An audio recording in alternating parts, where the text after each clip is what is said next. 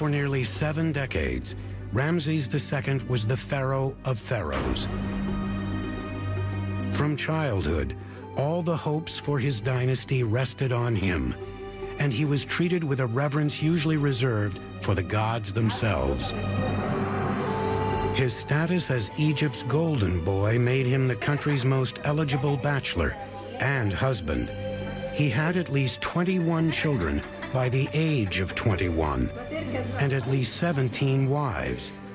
Over the course of his life, he would father as many as 110 sons and probably as many daughters.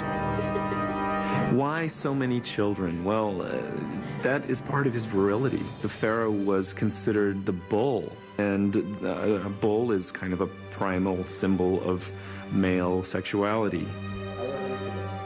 Ramses' blood is likely to have been just expanded in incredible percentage, so that thousands of years later there would have been hundreds of thousands of people who had some, possibly, the blood of Ramses the Great. Ramses excelled not only in love, but in war.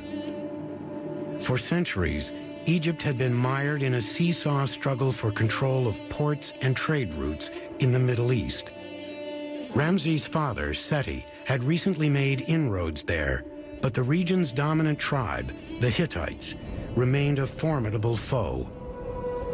Like his father, Ramses would take up arms in an effort to expand Egypt's borders. He would attack the Hittite kingdom in Syria with 20,000 men, the largest known force in Egyptian history. They had, by this point, acquired chariots, the double bow, a whole slew of other kinds of sort of instruments of warfare. Certainly in the ancient world, they were amongst the greatest warriors. As formidable as the pharaoh's forces were, the Hittites had even more soldiers. But despite being outnumbered, Ramses fought to a bloody stalemate and returned home a hero. Reliefs were carved to commemorate the pharaoh's bravery on the walls of countless Egyptian edifices, including his great temple at Abu Simbel. Construction on it began around 1269 BC, in the 10th year of Ramses' reign.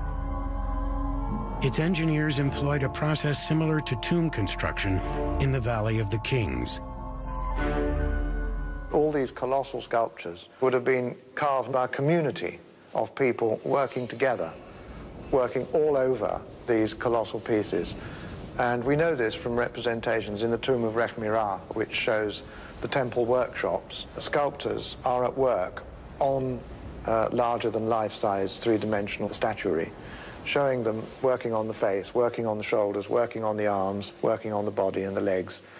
And out of this communal effort, they created a piece of work which has the perfect proportions. The statues of Ramses outside the Great Temple stand 69 feet tall, making them the largest that had ever been sculpted in Egypt. Inside, an entire temple complex is carved out within one massive rock. The first atrium alone has 8 more towering statues of the pharaoh. Beyond that is a series of other rooms, a second atrium, a sanctuary, and smaller side chambers that may have served as storerooms for sacred offerings. Every facet of the temple's design was meant to send a clear message to all who entered that Ramses the Great was a god among the living. Ramses